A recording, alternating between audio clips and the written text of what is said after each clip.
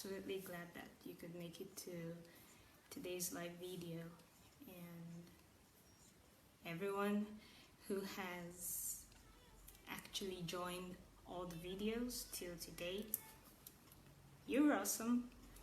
If today is your first time, you're also awesome. So today I will make reference to some of the live videos I've done before, and if you need clarifications, you can just go right back to my profiles and look through the videos and you'll see it all. So today we are talking about worst self. So the thing is, we grown up to know about our best selves, and everyone talks about being the best self. Be your best self, be your best self.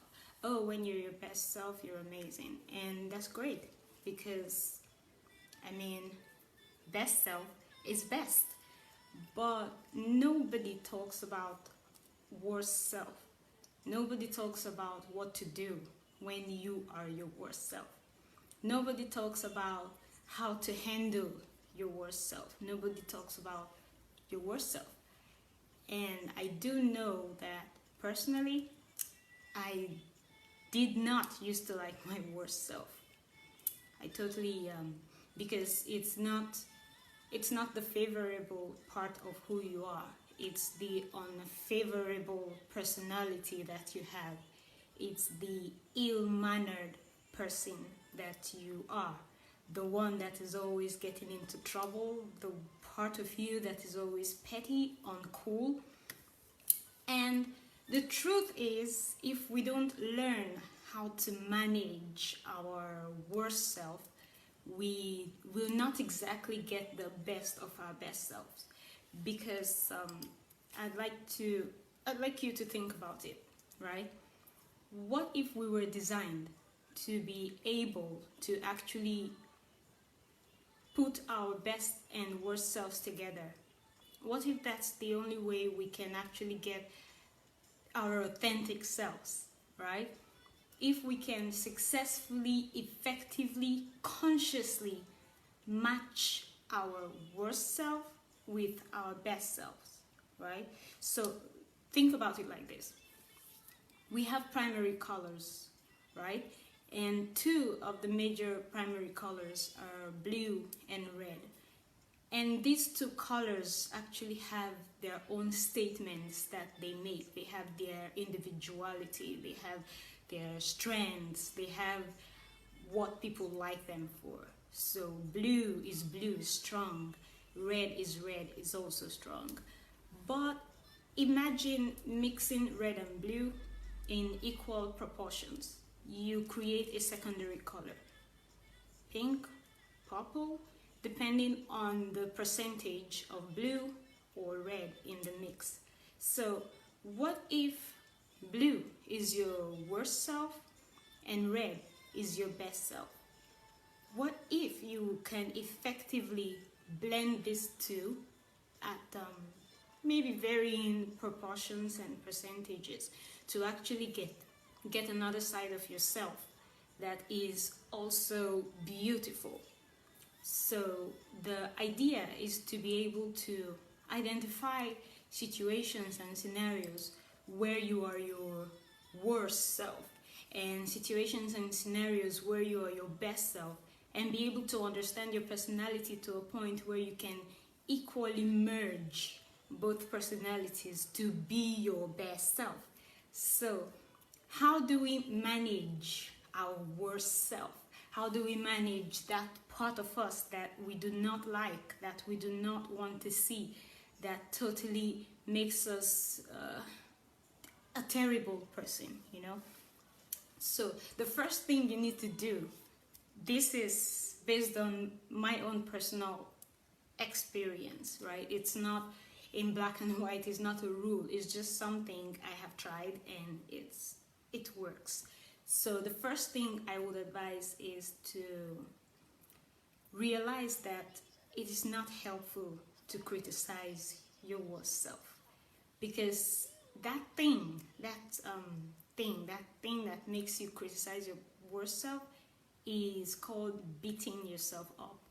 And so your worst self does comes out and you reacted to a situation, based on your worst self. And after everything, you come to your senses and you feel bad about what just happened, about what you just did, about what you just said, about the whole thing, how it played out.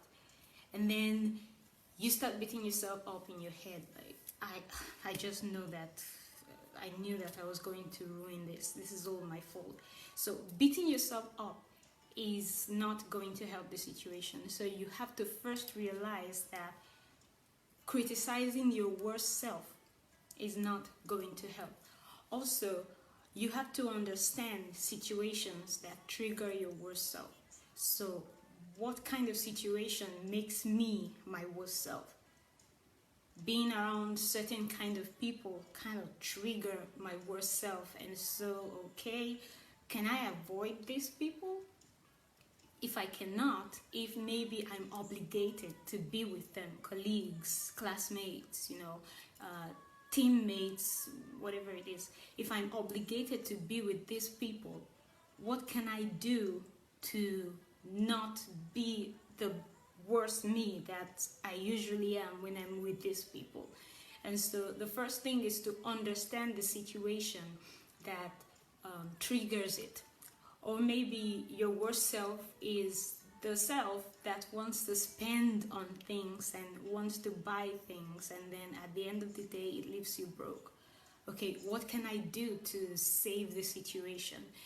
Putting yourself in the situation before it actually happens gives you an opportunity to bring your best self to match with your worst self, and then create a real working solution. So let's assume you have the problem of money, right? So as soon as you have money in your hand or it hits your account, you're already thinking of what party to go, what dress to buy, what thing to do with that cash. And then by the middle of the month, you are basically broke. This is what I would advise. Banking systems have evolved. So you have your bank account, and you can set an instruction in your bank for the day your salary gets paid for the money to be moved to another account that you open, and you don't have the credit card or debit card or anything. It's just like a savings account, and you just open it and you don't have any of those things handy. So in that instance, you've been able to manage your worst self with the help of your best self that is logical, that can think reasonably well. So being able to put this together, right? And also look at another scenario. Maybe you're an impatient person. You don't like it, your worst self is very impatient. The truth is, your best self can benefit from your worst self at times, because there are times when you are on a project and you really don't have time. Drawing from the strength of the impatient you, who is supposedly your worst self, is going to help you meet the target, the time for the project. So like I said, basically you need to understand the situation. You need to put yourself in the situation. Usually we find out ourselves after we have encountered something. So after it happened, when you go back, don't just feel bad about it. Put yourself in the situation when you are logical, and let your best self integrate with your worst self and create workable solutions when you are still logical and not yet in that situation. This is what this is called in the normal English, is getting a grip on your emotions, being able to handle your emotions. So and then another thing we can do is to have real-time, real-life internal monologues. So when you're in that position, your worst self has already been your worst self, and you're in that situation of beating yourself up. The best thing to do is to have your best self be able to communicate with your worst self. So let your best self be able to chip good words to your worst self. You were amazing. This was just a slip. This was just a mistake, but you were wonderful. You were an amazing person, and you will do better next time. So cultivate the attitude and attribute of actually having internal monologues with yourself. And then there was something I also thought about when looking at this whole worst self, best self thing. It's the change triangle, right? So, what is the change triangle? I tried to draw a picture and I will just show you. So, this is it. And like we can see, there's the worst self, there's the best self, there is the aware self, and this is you. The truth is, most times we do not, we go between best and worst. This is all we do. We go back and forth, best self, worst self. This is our arrow. This is all we do.